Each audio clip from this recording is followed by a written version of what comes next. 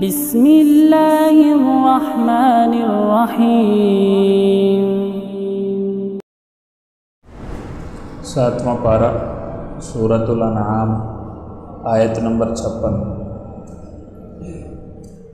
اعوذ باللہ من الشیطان الرجیم، بسم اللہ الرحمن الرحیم۔ قل انی نہیت ان اعبد الذین تدعون من دون اللہ قل لا اتبع اہواءکم قد ضللت اذا وما انا من المہتدین۔ رب اشرح لی صدری ویسر لی امری واحلل عقدۃ من لسانی یفقہوا قولی۔ اللہم انفعنا بما علمتنا وعلمنا ما ينفعنا وزدنا علما۔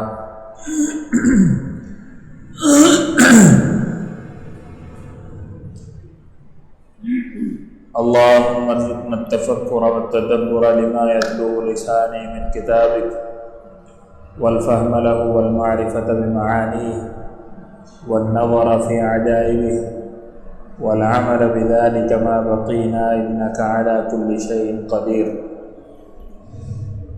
قل إني نهيت ان اعبد الذین تدعون من دون اللہ۔ اللہ رب العالمین نے پچھلی آیات میں حق کا راستہ واضح کیا ہے اور مجرموں کا راستہ بھی بتایا، اور پھر اللہ رب العالمین نے وضاحت بیان کی ہے کہ ہم نے ان آیات کو تفصیل سے کھول کھول کے بیان کیا ہے تاکہ مجرموں کا راستہ واضح ہو۔ اب اس آیت میں مجرموں کے راستے پہ چلنے سے روکا گیا۔ قل انی نہیت، کہہ دیجئے یقیناً مجھے منع کیا گیا ہے، ان اعبد الذین، یہ کہ میں عبادت کروں ان لوگوں کی، تدعون جن کو تم پکارتے ہو، من دون اللہ، اللہ کے سوا، یعنی اللہ کے سوا تم نے جو اپنے مشکل کشا حاجت روا بنائے ہیں، مجھے اس بات سے روکا گیا ہے کہ میں ان کی عبادت کروں۔ قل کہہ دیجئے لا اتبع اہواءکم، میں نہیں پیروی کروں گا تمہاری خواہشات کی، نہیں میں چلتا تمہاری خواہشات کے پیچھے۔ مشرکوں کی بڑی خواہش تھی کہ نبی صلی اللہ علیہ وسلم ان کے معبودوں کی بھی عبادت کریں، بے شک چند دن کے لیے کر لیں، چند دن کے لیے ہم اللہ کی عبادت کر لیں، جیسا کہ سورۃ الکافرون کا یہ مضمون ہے۔ اور ان کی یہ حسرت تھی کہ کبھی ہمارے بتوں کے سامنے بھی یہ آ کے جھکیں، کبھی ان کے لیے بھی نظر و نیاز دیں۔ تو آپ علیہ السلام نے بڑا ہی واضح قول ارشاد فرمایا ہے، لا اتبع اہواءکم۔ آج کل لوگ جو ہے نا وہ اپنے ذاتی مطلب کے لیے یا کسی اور غرض کے لیے ایسے ایسے لوگوں کے ساتھ ہم نوالا اور ہم پیالہ ہو جاتے ہیں جن کے ساتھ نفرت کا رشتہ ہے۔ الحب فی اللہ والبغض فی اللہ، جو ہے نا کہ اللہ کے لیے کسی سے محبت اور اللہ کے لیے کسی سے بغض۔ مگر کافروں نے، یہودیوں نے ہمارا ذاتی طور پہ کیا بگاڑا ہے؟ ان کی ذات سے تو ہمیں کوئی مسئلہ نہیں ہے، مجھے کبھی کوئی یہودی شاید ٹکرا ہی نہ ہو زندگی میں، لیکن میرے دل میں یہودیوں کی نفرت ہے۔ اور کس لیے ہے؟ اللہ کے لیے۔ ہمارے دل میں کفار کی نفرت اس لیے ہے، بغض اس لیے ہے کہ اللہ رب العالمین کی رضا کے لیے ہے۔ اللہ چاہتا ہے کہ ہم ان سے بغض رکھیں، وہ اللہ کے نافرمان ہے تو ہم رکھتے ہیں بھائی۔ تو جن لوگوں سے ہمارا رشتہ نفرت کا اور بغض کا ہونا چاہیے، یہ ہم آہنگی کے چکر میں ان سے محبتوں کی پینگیں جھولتے نظر آتے ہیں، اور ان کی عیدوں میں، ان کی خوشیوں میں جا کے شریک ہوتے ہیں، اور یہ ایک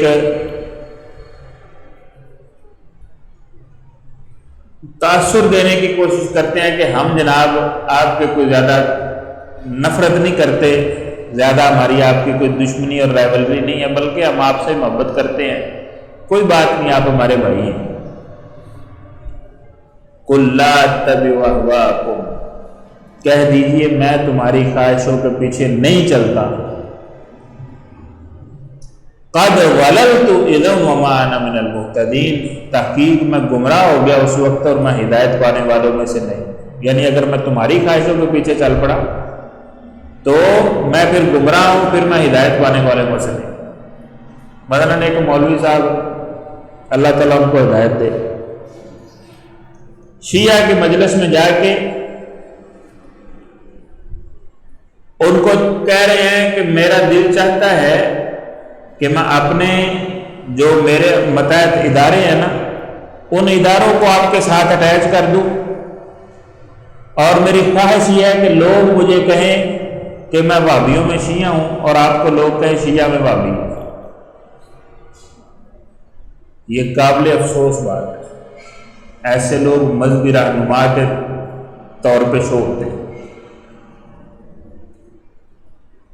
کفار سے ہمارا رشتہ صرف اور صرف نفرت کا اور بغض کا رشتہ ہے، کوئی ہمیں ان سے ہمدردی نہیں ہے۔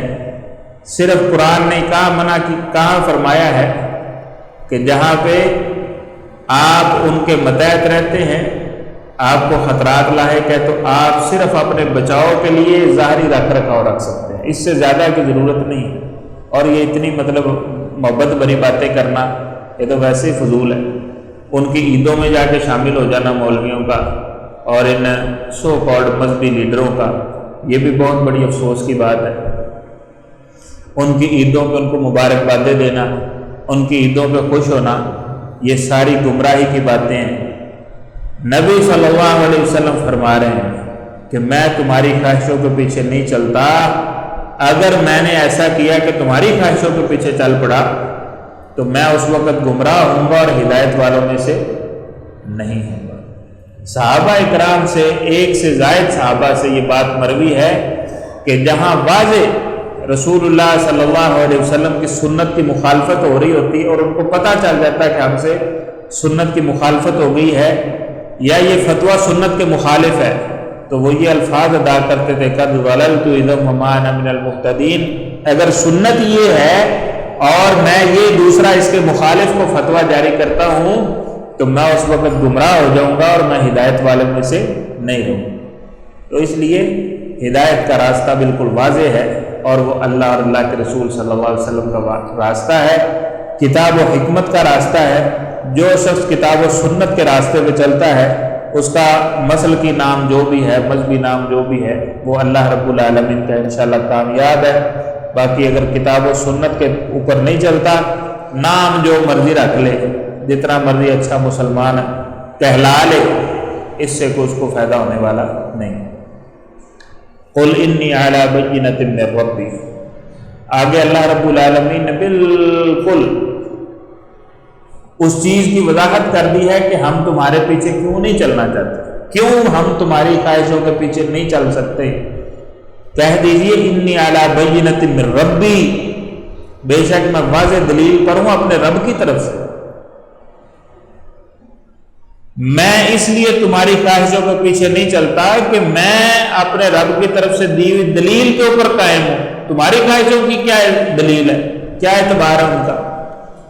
لہذا اگر ایک بندہ کتاب و سنت کی دلیل پہ چل رہا ہے تو وہ کسی کی خواہش ہو نہ ہو اس سے کوئی فرق نہیں پڑتا۔ وَكَذَّبْتُمْ بِهِ، اور تم نے اسے جھٹلا دیا ہے، وہ واضح دلیل کو تم نے جھٹلا دیا ہے۔ مَا عِندِي، وہ چیز جو میرے پاس ہے، مَا عِندِي نہیں ہے میرے پاس، مَا تَسْتَعْجِلُونَ بِهِ، جس کی تم جلدی کرتے ہو۔ وہ کہتے تھے نا، اچھا اگر تو سچا نبی ہے تو عذاب لے آ، ہم پہ پتھروں کی بارش ہو جائے، ہم پہ یہ ہو جائے، ہم پہ وہ ہو جائے، ہم تیس نیس ہو جائیں۔ تو نبی صلی اللہ علیہ وسلم فرما رہے ما عندی ما تستعجلون به، نہیں ہے میرے پاس جس کا تم جلدی کا مطالبہ کرتے ہو، عذاب میرے اختیار میں نہیں ہے، وہ رب کے اختیار میں، جب چاہے گا نازل کرے گا اگر اس نے نازل کرنا ہوا۔ ان الحکم الا للہ، نہیں ہے فیصلے کا اختیار مگر صرف اللہ کے لیے۔ مختار کل پھر کون ہوا؟ یقص الحق، وہی حق کو بیان کرتا ہے، وہو خیر الفاصلین، اور وہ فیصلہ کرنے والوں میں سب سے بہترین۔ لہذا یہ آیت بڑی ہی واضح ہے اس بات میں کہ انسان کو خواہشات کی نہیں، وہ کسی کی بھی ہوں، خواہشات کی اتباع نہیں کرنی چاہیے، بلکہ انسان کو دلیل کی اتباع کرنی چاہیے جو اللہ کی طرف سے نازل کی گئی ہے، اور اس کے ساتھ ساتھ نبی صلی اللہ علیہ وسلم کے بارے میں یہ اختیار کہ مختار کل ہونے کا عقیدہ رکھنا، یہ بھی اس آیت کی صریح مخالفت ہے۔ فیصلہ اور اختیار صرف اللہ کے پاس ہے، اور اللہ رب العالمین ہی بہترین فیصلہ کرنے والے۔ قُلْ لَوْ أَنَّ عِنْدِي مَا تَسْتَعْجِلُونَ بِهِ، کہہ دیجئے کہ اگر میرے اختیار میں ہوتا، میرے پاس ہوتی وہ چیز، مَا تَسْتَعْجِلُونَ بِهِ، جس کو تم جلدی مانگ رہے ہو، لَقُضِيَ الْأَمْرُ بَيْنِي وَبَيْنَكُمْ، تو میرے اور تمہارے درمیان فیصلہ ضرور کر دیا جاتا۔ یعنی اگر میرے اختیار میں ہوتا، آپ اندازہ لگائیں نا، ایک بندہ صاحب اختیار ہو اور اگلا بندہ اس کی بات نہیں مان رہا۔ مثال کے طور پہ ایک استاد ہے، شاگرد سبق نہیں یاد کر کے آتا، اب اس کو سزا دینے کا اختیار اللہ نے عارضی طور پہ استاد کو دیا، اسی ٹائم چھوٹا پڑھ کے تو جڑ جاتا ہے، یا اس کو جھڑکے دینے لگ جاتا ہے، یا اس کو مارنے لگ جاتا ہے، یا اس کو سزا شروع کھڑا ہو جاتا ہے، کرتا ہے نا۔ تو چونکہ اختیار ہوتا ہے وہ اتنا کا اختیار استعمال کر لیتا ہے۔ تو اللہ کی طرف سے عذاب لانا یہ تو کسی کے اختیار میں نہیں ہے، یہ تو اللہ ہی لائیں گے۔ یہ اگر انسان کے بس میں ہوتا تو انسان جس سے اکا ہوا ہو، تھکا ہوا ہو، اس سے پریشان ہو، بندہ کہتا ہے کہ اس کو فوری طور پہ اس کا فیصلہ کر دیا جائے، تو اس لیے ایسا اختیار اللہ نے اپنے پاس ہی رکھا ہے۔ قُلْ لَوْ أَنَّ عِنْدِي مَا تَسْتَعْجِلُونَ بِهِ، کہہ دیجیے اگر میرے پاس ہوتا وہ جس کا تم مطالبہ کر رہے ہو، جلدی کر رہے ہو، لَقُضِيَ الْأَمْرُ بَيْنِي وَبَيْنَكُمْ، البتہ میرے اور تمہارے درمیان ضرور فیصلہ کر دیا جاتا، وَاللَّهُ أَعْلَمُ بِالظَّالِمِينَ، اور اللہ ظالموں کو خوب جانتا ہے۔ یعنی اگر جھٹلانے کی وجہ سے عذاب لانا میرے اختیار میں ہوتا تو اب تک تم تہس نہس ہو چکے ہوتے، لیکن اللہ ظالموں کو خوب جانتا ہے، وہی بہتر فیصلہ کرنے والا ہے کہ کب عذاب لانا ہے، نہیں لانا، یا لیٹ لانا ہے، کتنی دیر مہلت دینی ہے، یہ اللہ رب العالمین جانتے ہیں۔ وَعِندَهُ مَفَاتِحُ الْغَيْبِ، اور اسی کے پاس ہیں غیب کی چابیاں، اسی کے پاس ہیں غیب کی چابیاں۔ لا يعلمها، نہیں جانتا اس غیب کو، الا ہوا، مگر صرف وہی۔ اب اس کے بعد کوئی بات رہ جاتی ہے، پھر بھی بندہ کہے کہ نہیں، نبی صلی اللہ علیہ وسلم یہ عالم الغیب ہے، ہٹ دھرمی ہے، اس کے سوا تو کچھ نہیں ہے۔ وَعِندَهُ مَفَاتِحُ الْغَيْبِ، وہ کہتے ہیں نا پیر صاحب سر، وہ مرید کے گھر میں بیٹھے ہوئے، اچانک ان کو دورہ پڑ گیا، انہوں نے کہا پیر صاحب کیوں ہے؟ کہتا وہ میرا مرید تھا اتنے میل دور، وہ اچانک مجھے پریشانی میں نظر آیا، تو میں نے وہ کشتی اس کی ڈوب رہی تھی، تو میں نے وہ کشتی کو بھنور سے نکال دیا اور اس کا بیڑا پار کر دیا۔ اس بندے کی بیوی تعینات تھی، اس نے پیر صاحب کے لیے جب کھانا سرو کیا نا، تو اس نے بوٹیاں نیچے ڈال کے اوپر چاول ڈال دیے، چینی نیچے ڈال کے، شکر نیچے ڈال کے، سوئیاں اوپر ڈال دی۔ تو پیر صاحب ان کھان نہیں ڈائے، انہوں نے کہا پیر صاحب کھاندے نہیں پائے، آخر نہ چولا چ بوٹیاں نے، نہ سیویاں تے شکر ہے، کیویں کھا لوا؟ انہیں پھڑ ڈانگ لئی، انہوں نے کہا تینوں اینے میل دور مرید دی کشتی جڑی بھنور چ پھسی دس بھی، تے تینوں سیویاں دے تھلے شکر نہیں دیسی، تے چولاں دے تھلے بوٹیاں تے نہیں دیسیاں، ایڈا تو کاریگر ہے۔ تو لوگ تو نبی صلی اللہ علیہ وسلم تو اس کائنات کی عظیم الشان ہستی ہیں جس میں کوئی شک شبہ نہیں۔ اللہ کے بعد اگر اس کائنات کی سب سے کوئی عظیم ہستی ہے، کوئی عظیم ذات ہے تو وہ رسول اللہ صلی اللہ علیہ وسلم ہے۔ لیکن لوگ عجیب و غریب لوگوں کے بارے میں بھی علم غیب کا دعویٰ رکھتے ہیں اور اعتقاد اور ایمان رکھتے ہیں کہ یہ بھی مطلب بڑی پہنچی ہوئی سرکار ہے، مگر کنے کو پہنچے رہ کے سال ہو گئے نہاتے نہیں، ایڈے پہنچے، تو وہ عالم الغیب ہوتے ہیں، نعوذ باللہ من ذلک۔ وَعِندَهُ مَفَاتِحُ الْغَیْبِ، اور اسی کے پاس ہے غیب کی چابیاں، لا يعلمها الا هو، نہیں جانتا ان چابیوں کو سوائے اس کے۔ یہ آیات یاد رکھا کریں کہ کون سی سورت کی کتنے نمبر آیت ہے، یہ دلیل ہے۔ ایسی ادلہ کو اپنے ذہن میں رکھا کریں۔ زبانی کلامی تو ماشاءاللہ تسی کسی کو سامنے نہیں جاندے، لیکن دلیل بھی یاد ہوئے تو زیادہ بہتر ہے۔ وَيَعْلَمُ مَا فِي الْبَرِّ وَالْبَحْرِ، اور وہ جانتا ہے جو کچھ خشکی میں ہے اور جو کچھ سمندروں میں ہے۔ سمندر، بحر ایک سمندر واحد ہے، یعنی اللہ رب العالمین خشکی میں زمین کے نیچے کیا کچھ ہے اور پانی میں پانی کے اندر کیا کچھ ہے، اللہ رب العالمین ہر چیز سے بخوبی واقف ہے اور اس سے اللہ کے سوا کوئی واقف ہے۔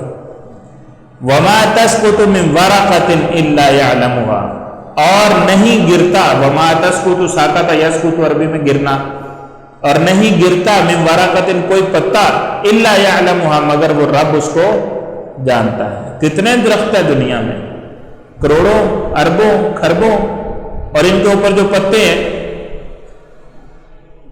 ٹریلینز کی شکل میں، بے حساب، ہم سے گنے نہیں جا سکتے، ہم شمار ہی نہیں کر سکتے۔ ایک پتا دنیا میں کسی درخت سے بھی گرتا ہے تو میرا رب اس کو جانتا ہے، اسے کہتے ہیں عالم الغیب۔ معمولی بات ہے، کھیل تماشا ہے، نعوذ باللہ۔ خالق کی پہچان، اسی لیے تو اللہ نے قرآن میں بار بار کہا وَمَا قَدَرُ اللَّهَ حَقَّ قَدْرِهِ، لوگوں نے رب کو جس طرح پہچاننے کا حق پہچانا ہی نہیں۔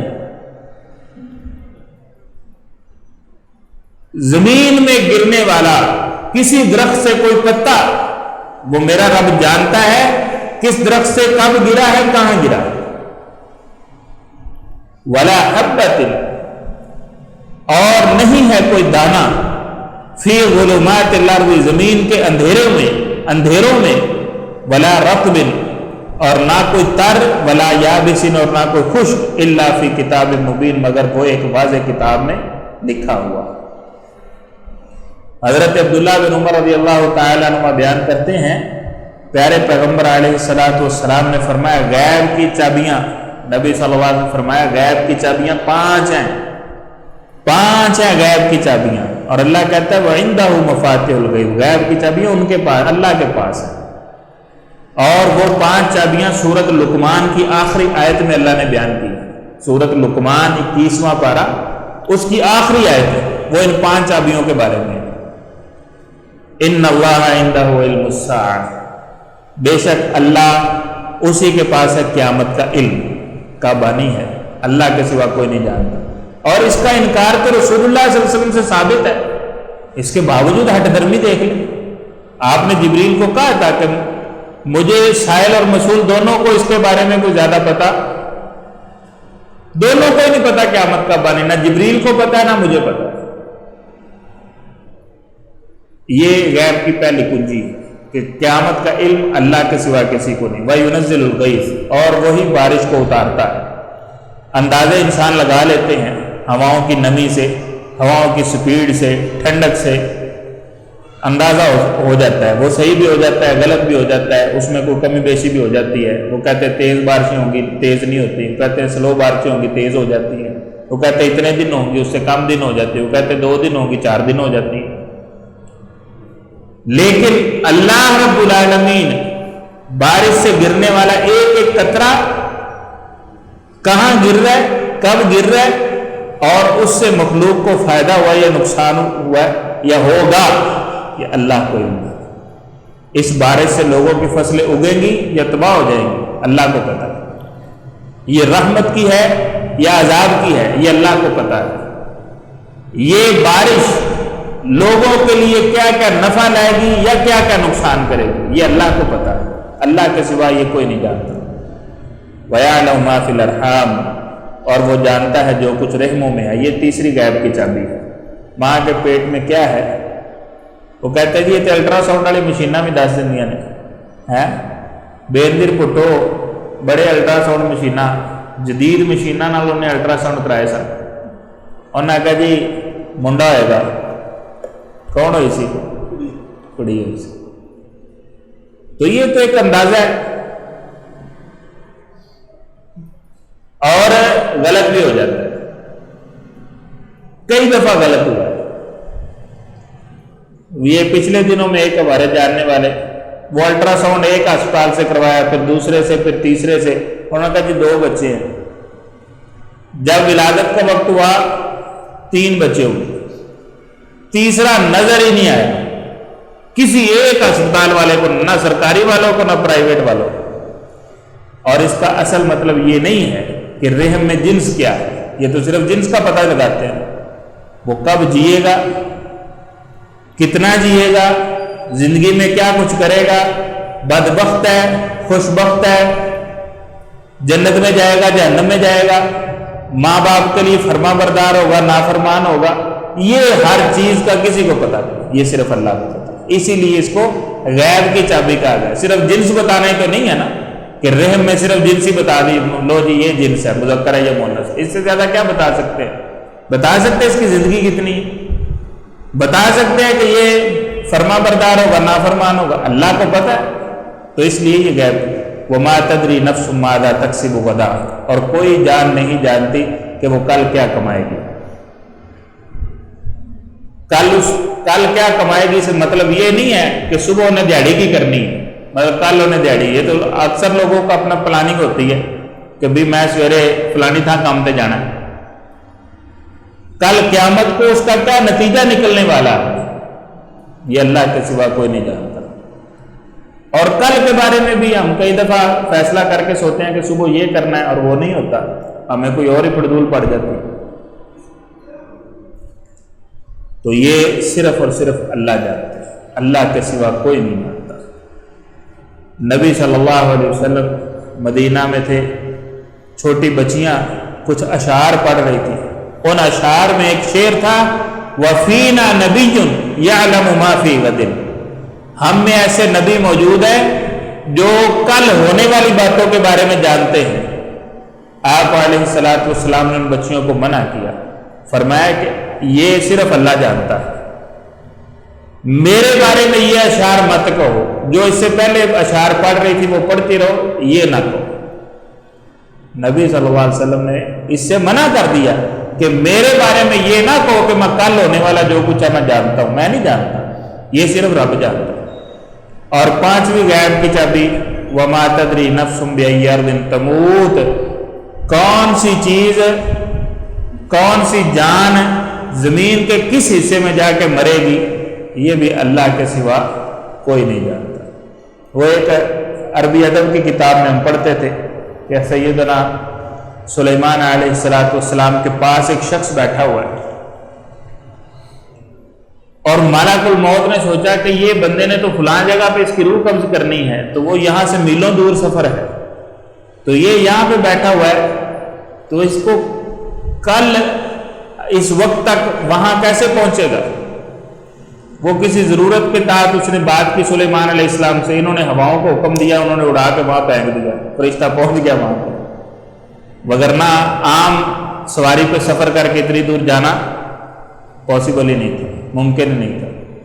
تو وہ اپنی ضرورت کے لیے آیا، ہواؤں کو انہوں نے حکم دیا، انہوں نے اڑا کے وہاں پھینک دیا، اور ملک الموت پہنچ گیا کہ ماشاءاللہ ٹھکانے تھے آگا نے صاحب کی۔ تو یہ اللہ کے سوا کوئی نہیں جانتا۔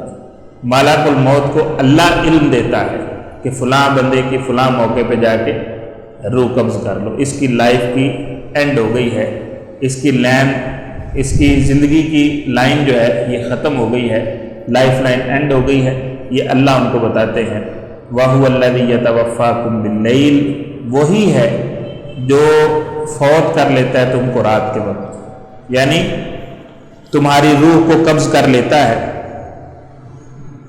میں نے آپ کو ایک دفعہ عرض کیا تھا کہ وفات 3 معنوں میں استعمال ہوتی ہے، ایک نیند کے معنی میں بھی استعمال ہوتی ہے، اور یہاں اسی معنی میں استعمال ہوتی ہے کہ رات کو اللہ تمہیں سلا دیتا ہے، وَهُوَ الَّذِي يَتَوَفَّاكُمْ بِاللَّيْلِ، اور وہی ہے جو تمہیں رات کو قبض کر لیتا ہے، یعنی رات کو سلا دیتا ہے، وَيَعْلَمُ مَا جَرَحْتُمْ بِالنَّهَارِ، اور وہ جانتا ہے جو تم نے کمایا ہے دن میں۔ ہمیں تو اپنے ظاہری اعمال نظر آتے ہیں، اللہ کو ان اعمال کی حقیقت کا علم ہے کہ اس نے یہ نیکیاں کی ہیں، یہ گناہ کیے ہیں، یہ نیکی اس کی قبول ہے، یہ قبول نہیں ہے، اور کیوں قبول نہیں ہے، یہ ساری چیزیں اللہ جانتے ہیں، ہمیں اس کا علم نہیں ہوتا۔ اور جو کچھ اس نے دن میں کمایا ہے وہ جانتا ہے، اسی لیے وہ عالم الغیب ہے۔ ثم یبعثکم فیہ، پھر وہ اٹھا دیتا ہے تمہیں اس دن میں، لیقضی اجل مسمی، تاکہ مقرر مدت پوری کر دی جائے۔ یعنی جس نے رات کو سوئے ہوئے صبح نہیں اٹھنا، اس کا وقت پورا ہو جاتا ہے، وہ صبح نہیں اٹھتا، اور جس کا بھی وقت رہتا ہے وہ صبح جاگ جاتا ہے اور پھر اپنی موت تک کا سفر طے کرتا ہے۔ ثم الیہ مرجعکم، پھر اسی کی طرف تمہارا لوٹنا ہے، ثم ینبئکم بما کنتم تعملون، پھر وہ خبر دے گا اس کی جو تھے تم عمل کرتے ہیں۔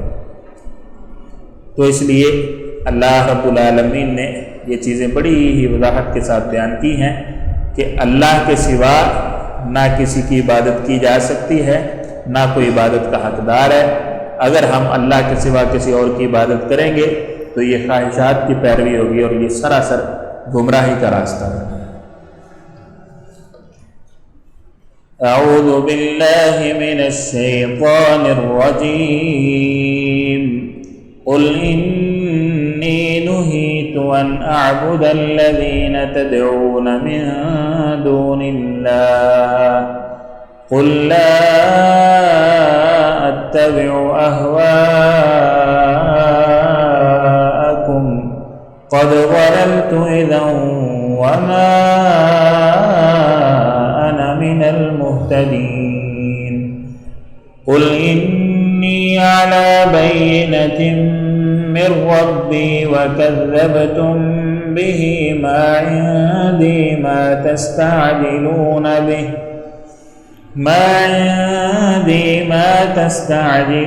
به إن الحكم إلا لله يقص الحق وهو خير الفاصلين، قل لو أن عندي ما تستعجلون به لقضي الأمر بيني وبينكم والله أعلم بالظالمين،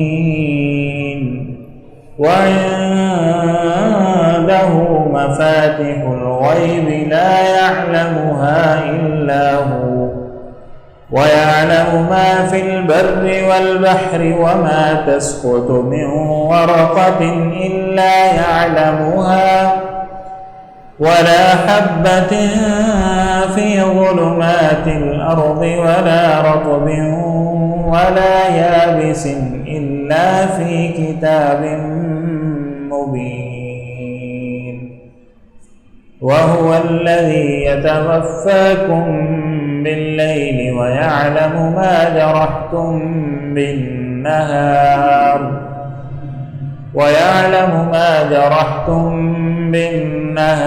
ثم يبعثكم فيه ليقضى أجل مسمى ثم إليه مرجعكم ثم ينبئكم بما كنتم تعملون۔ سبحانك اللهم وبحمدك أشهد أن لا إله إلا أنت أستغفرك وأتوب إليك۔